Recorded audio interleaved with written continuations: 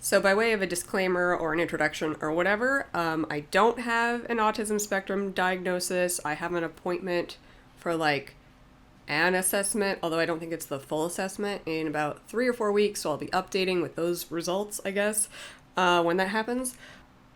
My goal is going to be to cover in video format all of the traits that I have written down in time for my pre-diagnostic appointment, whatever the hell this appointment is. The previous appointment I had was just a sort of like a pre-screening type of thing. Like, does it even make sense to refer you to anybody, or are we just gonna cut this off at the root? And so I made it through that. So this is the first time I'll actually be interacting with autism specialists. So I'm pretty stoked for that, my dudes. There's a lot, as the kids say, to unpack. So I'm gonna try to like make a bunch of shorter videos instead of just doing one giant, like, here's literally everything I can remember about my life that is slightly odd thing. So this video is going to be focused on communication. If any of my intense blinking makes it into the video, it's I haven't worn eye makeup in a long time and it itches. So that's what that is. That's me trying to scratch my eyes without having to touch them. First thing I'm going to talk about is speech patterns. I don't think that I'm unusually monotone. If anything, I imagine that I err in the other direction of being like too varied or whatever, too like expressive. Although I think to a large extent that's performative. But I do have this clinical mode that I tend to go into when I'm talking about emotional things usually. I think especially if there's an emotional conflict that I'm in the center of, then I tend to kind of just go into robot mode, which I find feels strangely, what's the word? I kind of want to say invigorating or like thrilling in some way.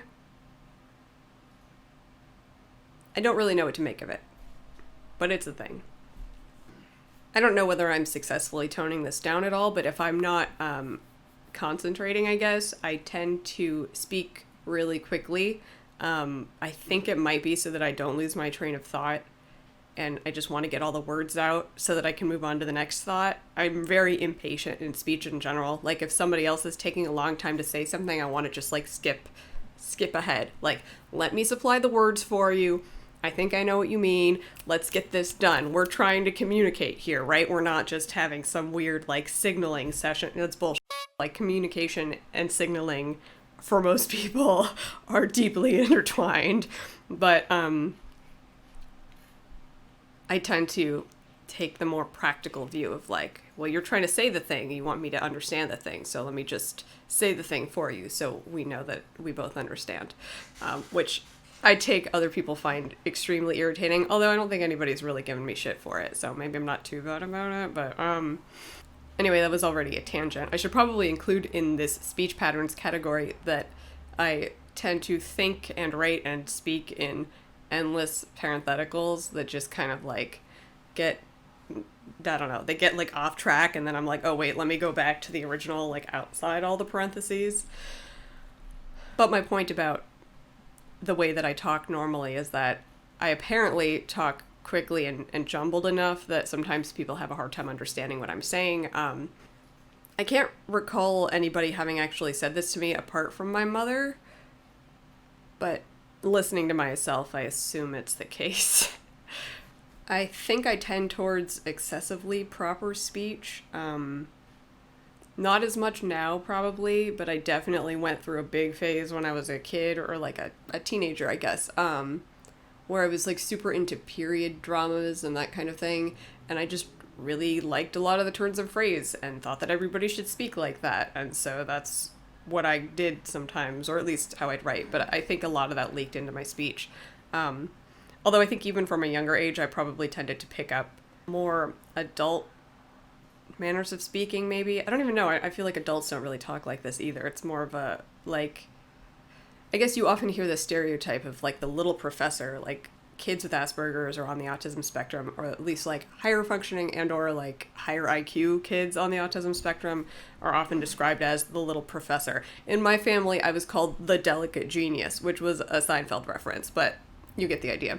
I do vaguely remember at one point, I was probably like, I don't know, maybe 6 years old, maybe a little older, and I think I used as it were in a sentence because I'd heard adults doing it, or somebody, I must have heard somebody do it. And I think my mom laughed at me, and I was just like, oh, is that weird for me to say? What, just because I'm a kid? And I just never said it again, because I was like, well, that's embarrassing, I guess? I don't know. I definitely have trouble controlling my volume when I'm excited or agitated, or I guess if I'm not fully aware. It does feel like I have to put a lot of concentration into maintaining normalcy. I don't know if that's actually true. I think that's probably true. I feel like I have to concentrate a lot on anything that I'm doing to actually get it. I can't. I don't know. Yeah, I think there are a bunch of little, like, modules running in my brain to, like, maintain normal behaviors or, like, socially acceptable behaviors. And so if I divert too much power to something else, then, you know, they'll, like, moderate your... That's a plane. That's a really loud plane. Hold, please.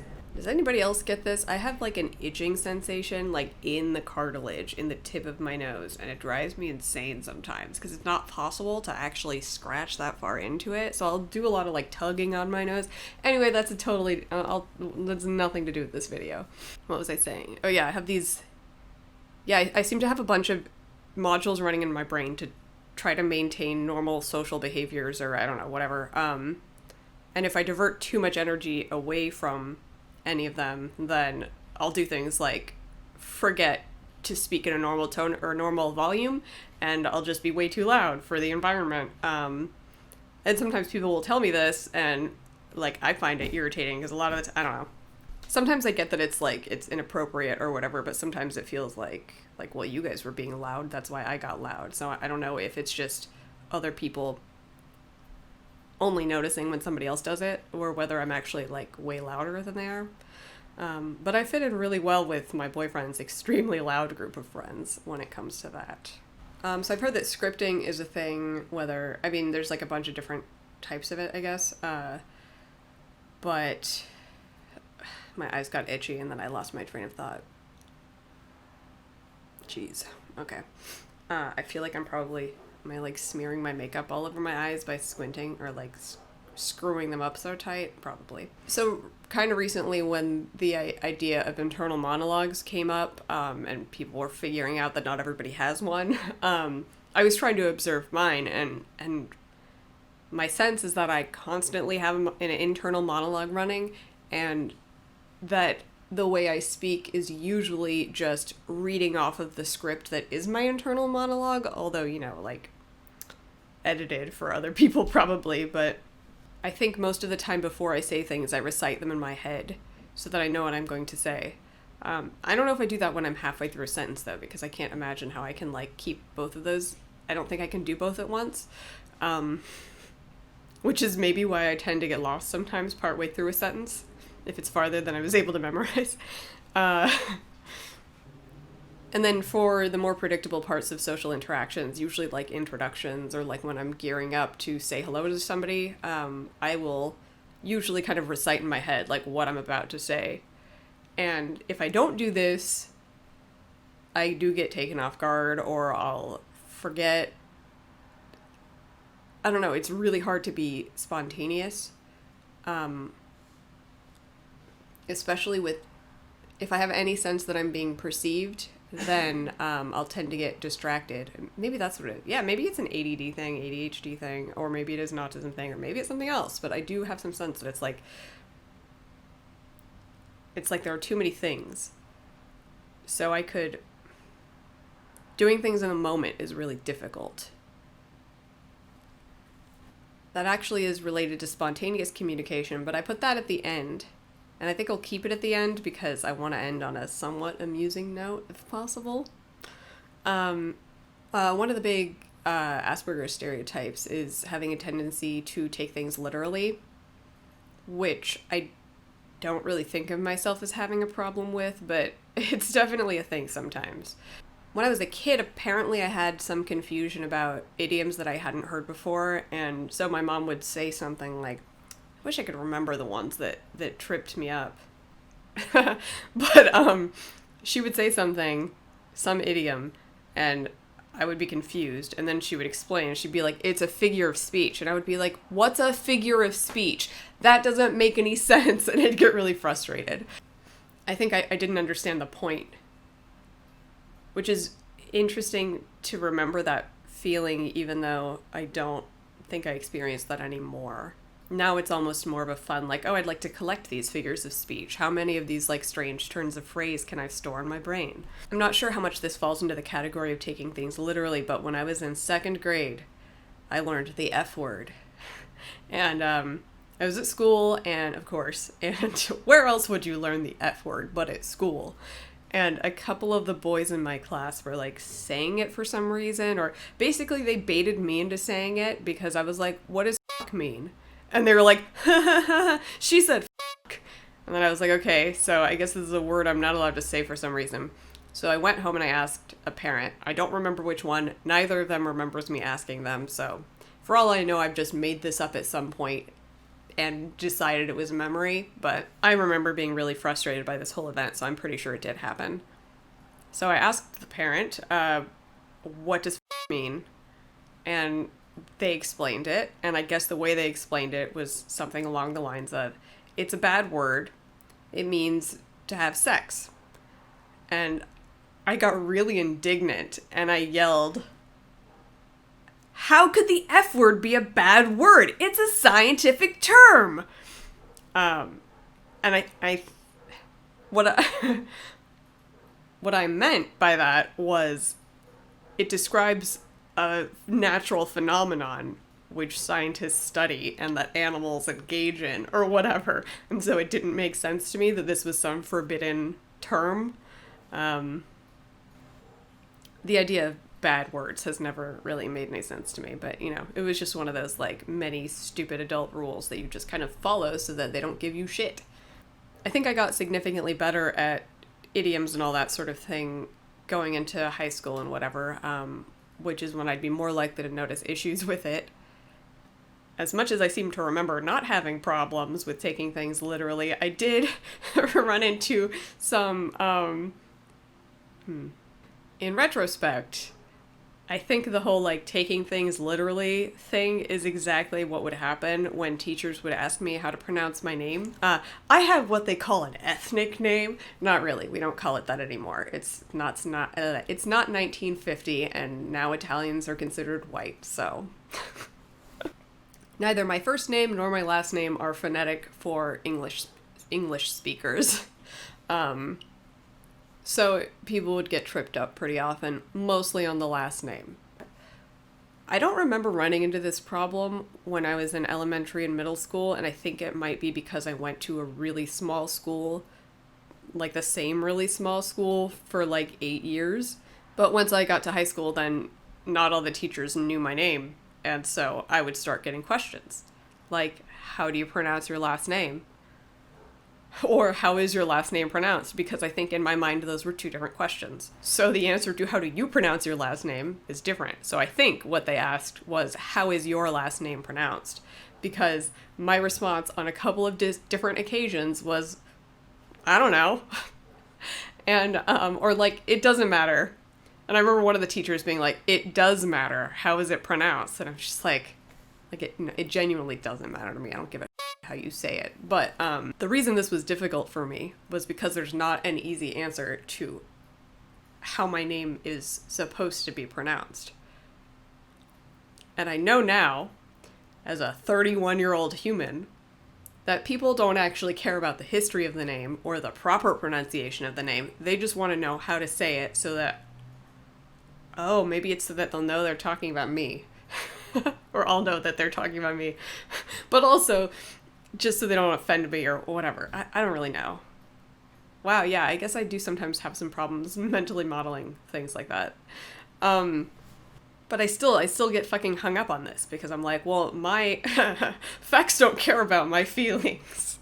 There is a proper pronunciation for my name. The problem is, So when my ancestors came from Italy, it was like right at that one of those periods where like you didn't want people to know you were Italian because people were racist against Italians, and so they changed the spelling of their name, or they like lied about the spelling of their name when they came to the States so that it would look French, and they changed the pronunciation.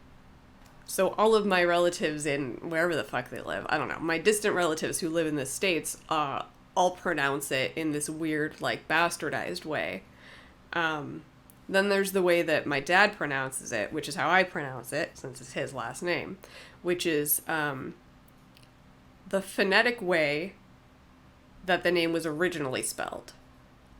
And then there's the way my mom pronounces it, because she's Italian, like, actually Italian, like from Italy Italian, not like Italian American. And so she pronounces it phonetically the way it's currently spelled with an Italian accent. So I guess what I'm saying is the answer to that question is it's complicated, but apparently this frustrated some of these teachers a little bit. And every time I think about it, I still get this visceral, like, this feeling of, like, but I'm right. I know that's not the question they asked, but if they wanted the answer to how I pronounce it, then they should have asked me that. It's very strange knowing, I don't know. It is a strange internal experience to have. Sorry, there's, like, dust on my wire. I don't like it.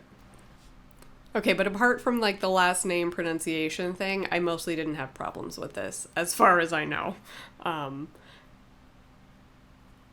Although, more recently, like, within the last, like, 3 years, so now we're getting into, like, late 20s and early 30s, I've run into a couple of realizations, I guess.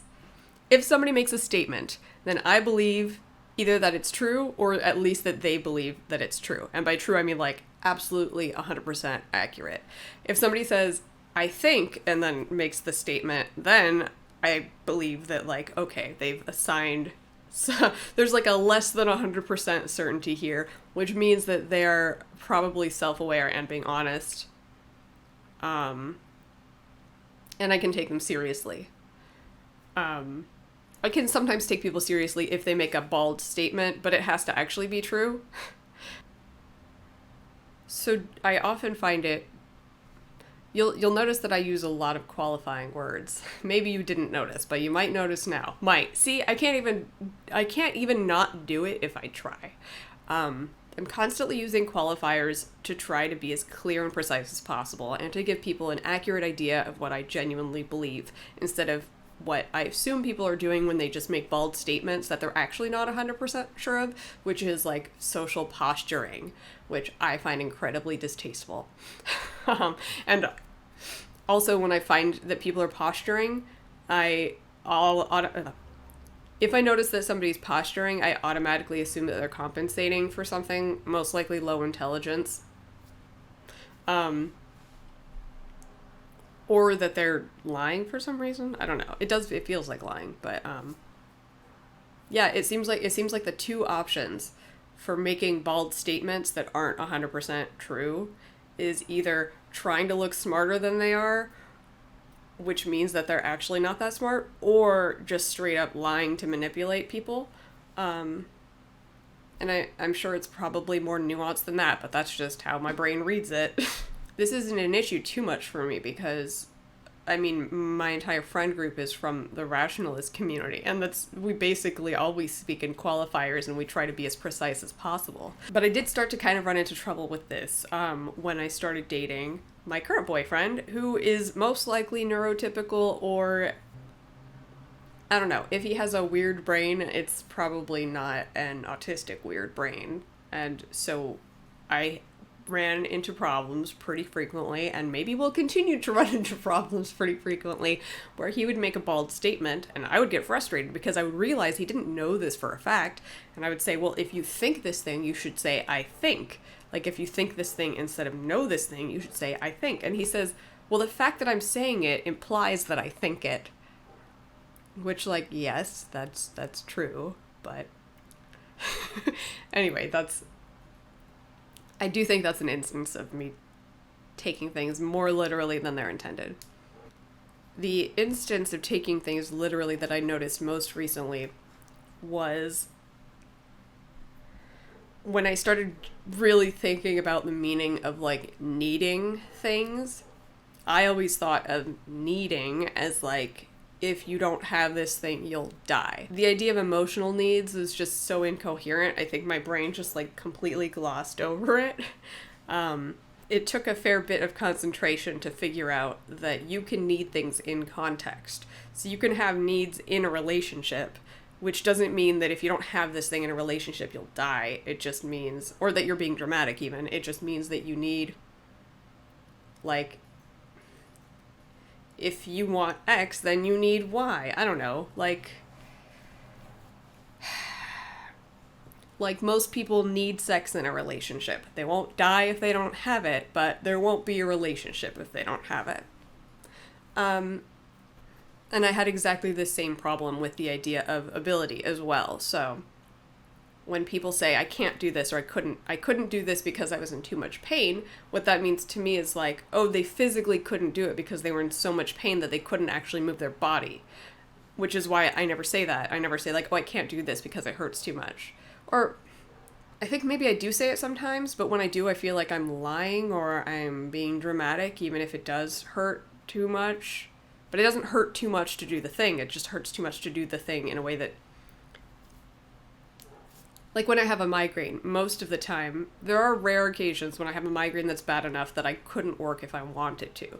But most of the time I could, it would just hurt, like, way more than it already does, and it would suck, and I wouldn't produce good work, and, you know, many other whatever.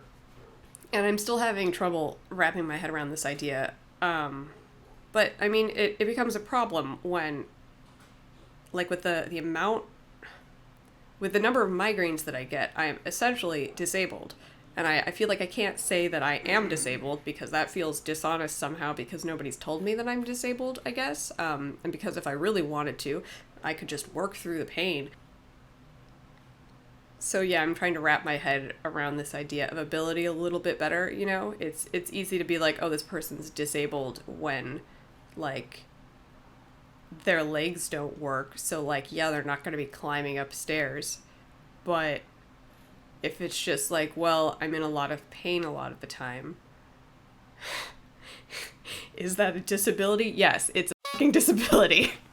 Like, if somebody else told me that they were dealing with that shit, I would probably be like, yeah, I would consider you disabled. Yeah, that feels cringe as to say that when I know I'm thinking about myself. Anyway, I feel like that's a totally different topic too. I can go on tangents for days.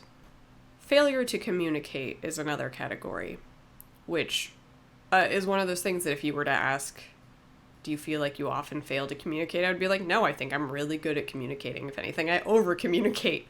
But actually, at least growing up, I think I did tend to, at least, maybe I communicated everything that I thought it was important to, but there were some things I definitely missed. Apparently, there were some things I didn't tell my parents when I was younger, like a kid and a teenager, not because they were private things or because I was trying to hide anything from them, but I guess it just didn't occur to me. I really don't have any recollection of why I would have kept my mouth shut. Maybe I assumed that it was within normal ranges or something, but I don't think that could be right. Maybe I didn't think about it in terms of other people's experiences at all. But I used to get, like, weird, like, nausea, anxiety attack type of things at restaurants, like, all the f***ing time. They would, like, super stress me out. I had this horrible emetophobia, I think is what it's called, fear of vomiting. There's that plane again. I used to have, I guess, anxiety attacks at restaurants routinely, and my parents had no idea because I never said anything, and I guess apparently I'm not at all expressive when I'm in pain or distress. I just go blank. And I don't know, I kind of get the sense that my parents didn't notice a lot if it wasn't disrupting them, you know, or, like, obviously problematic. But yeah, I'd have these anxiety attacks at restaurants. Nobody would know, and I wouldn't say anything. Or maybe I did say something, but I must not have communicated it effectively. I don't know, maybe a normal kid would be like, Mom, I'm worried I'm gonna throw up, or whatever. But I didn't say anything, I guess. At some point, I think in my teens, I started getting these stomach aches, like pretty bad stomach aches, pretty regularly. And it got to a point where I would wake up in the morning and I would be basically like forced out of bed because my stomach hurt. And it was every morning for, I think for years. I think it was like all of high school and maybe all of college too. It was a while. And I guess maybe because I was scared of the doctor or something, it didn't occur to me to tell people. I don't know, maybe the first person I told was my roommate when she told us that she'd been diagnosed with IBS and was describing it. I was like, oh yeah, I kind of have that too. I'm pretty sure it wasn't IBS. And in fact, it completely disappeared once I started having migraines. So this one I assume is a normal kid thing, but on the off chance that it's not, I guess I'll say it. Please tell me if any of these resonate with you or if any of these don't resonate with you at all. I would be extremely interested to hear. When I'd play with other kids, you know, from when I was a small child through whatever, like adulthood even, my mom would ask me questions about these kids, like what's their name, what school do they go to, where do they live? And those three things, and now it's like, you know, what job do they have or whatever, but it's all the same type of thing. All of those things were like the least interesting possible things about another person. So I think I mostly just didn't ask. And if I did, I certainly didn't remember most of the time. I mean, I'd remember names. I'm not terrible with names, but like, God, why the hell would I, as like a 10-year-old, give a shit what school somebody goes to? Like, they don't go to my school, so what does it matter? And I still don't give a shit really what somebody's job is, except insofar as it's like a useful way to get to a better conversation. Unless they like really love their job, in which case, you know, I'm happy to hear about it. It's not like I have anything against jobs in general. It's just that usually, you know, people are doing it because they have to, not because they love it. In the same vein, I don't really care to hear how people are doing. Like, I mean, if you want to tell me, that's fine. But I feel like it's weird to ask people. I'll still ask in, like, scripted contexts where, like, you run into somebody, go, oh, how are you doing? Like, you do the thing. But, outside of the scripted context, though, I tend to forget. So if I know somebody's going through something, I will often forget to ask them about it, or I'll wonder if it's prying. So one quite embarrassing internally, I guess, I swear I have empathy, okay? I just am very scattered. A few years ago, a friend's dad had like a cancer scare, and so she told me like when they were initially worried that, you know, there was something wrong, and I was like, oh shit, that's fucking terrible, like I don't know how to react to that, but you know, I did my best. And then I intended to follow up with her, I think. Maybe I forgot to even intend to follow up. Either way, I forgot to follow up. And luckily she followed up with me and told me that everything was fine. Bless her heart, we're still friends. She's very patient with me. We've known each other for years, but like, I just can't remember shit like that for some reason, even though it's really important. And I know her dad and I really like her dad. And I did think about it sometimes. It just didn't occur to me to just, I don't know. Like, I never remember at the right moments to ask people things like that. All right, and the last subcategory of communication is spontaneous communication. I think I'm really fucking terrible at this. I mean, I've gotten better at, like, banter and that sort of thing.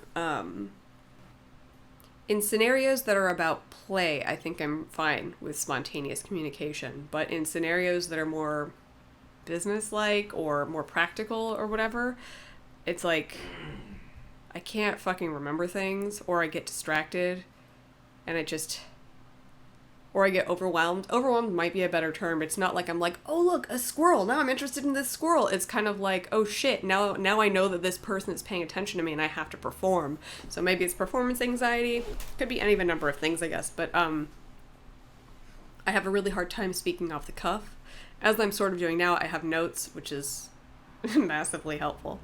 I tend to visualize interactions in advance to mentally prepare myself usually, because otherwise it's often pretty stressful, but also a lot of the time just so I'll know what to say, because if I don't visualize it in advance and mentally rehearse it, I just will like forget what the format is in the moment.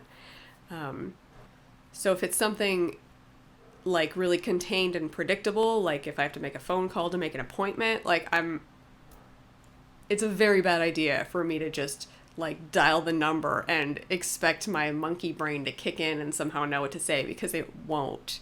So I have a script.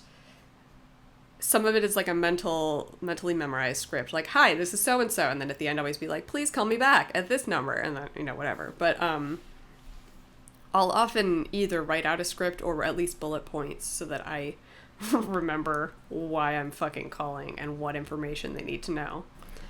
Historically, I've preferred to communicate by text because it gives me the time and the space and the lack of distraction, I guess, to or the lack of unwanted distraction to communicate as precisely as I want to. I feel like I have much less control in real time. Infodumping is one of those, stereotypical autistic traits. And I haven't had a problem where, like, random people or friends or whatever have told me, like, hey, you're kind of, like, going on a lot. But I tend to think that's because I'm really conscious of it and try to stifle that or try to make sure that I'm not talking too much.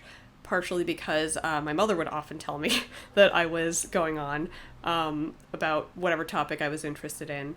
And more recently, now that I'm really comfortable with my boyfriend, and he's not by any means an info dumper, I find myself doing this to him, and I believe he's confirmed that that's what's happening. Now, yeah, my boyfriend has definitely confirmed that if I'm trying to tell him, I guess, like a story, or if I want to give him a recap of, like, what happened during that epic D&D game last night or whatever, I will, like, give him the blow by blow. Every detail I can remember, as close to in proper order as I can remember, and then I have to go back and then correct myself, and I'm boring him to tears. God bless him. But, it just feels like, well, if I don't, it'll be inaccurate. And isn't it better for me to give you all the information so you can paint your own mental picture instead of trying to paint the picture for you that might not communicate exactly what happened? And also it tends to happen when I'm kind of overwhelmed with excitement. And then I feel like I'll know that I'm doing it, and I'll be like, if I'm comfortable enough with somebody, I'll be like, I don't even care. They can deal with it because this feels freaking great. Okay, to wrap up, the promised little funny note, I guess. I will divulge one of the most cringe moments of my entire existence, which occurred during an act of spontaneous communication. Sometimes if I'm stuck in an uncomfortable and new social situation with somebody I'm not really familiar with, and I'm stuck one-on-one with them, so there's no escape and you, like, have to talk, and it can be really bad. Because sometimes I feel like I'm pretty good about not just blurting things out, but sometimes when I do blurt things out, it's not even so much that I meant the thing, or I feel like if I'm not able to take the time to carefully cultivate what I'm saying, I will miscommunicate. Like, technically the thing I'm saying may be true in my head, but I know that the way it's coming across is not necessarily accurate. I'm so bad at telling stories. I never know which bits are important. Alright. I once found myself alone for a few minutes with a writer. This guy was a writer on one of the most successful shows at the time, or shortly before the time. And at a complete loss of anything to say during the course of talking about writing, I guess, I, like, blurted out... Oh, wait. Oh, shit. Fuck. Whatever. So the part of the sentence that I must have had planned out was, oh, I've wanted to be a writer for ages, but... And the rest of the sentence that I blurted out was, I didn't want to prostitute myself. I immediately realized, especially because he, like, made an awkward face, and then I think said nothing, that this was, like, a fucking terrible thing to say. Like, I did not mean to malign his profession or anything. I guess it was like how I had been phrasing it to myself in my head. Like, I think what I actually intended to communicate was I was scared of the idea of having to write for other people or write with oversight by other people. But that's what came out. So if you somehow see this and remember this incredibly cringe incident, know that I also realized it was cringe. That's one of those memories that, you know, like when the cringe hits you late at night and you're just like, you like physically like cringe. Yeah.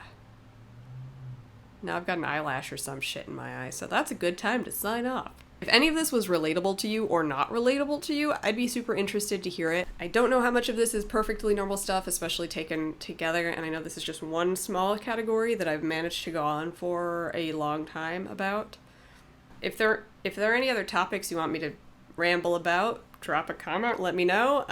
Otherwise, I will probably just continue in this vein, trying to organize my various traits, I suppose, into several possibly extremely long videos.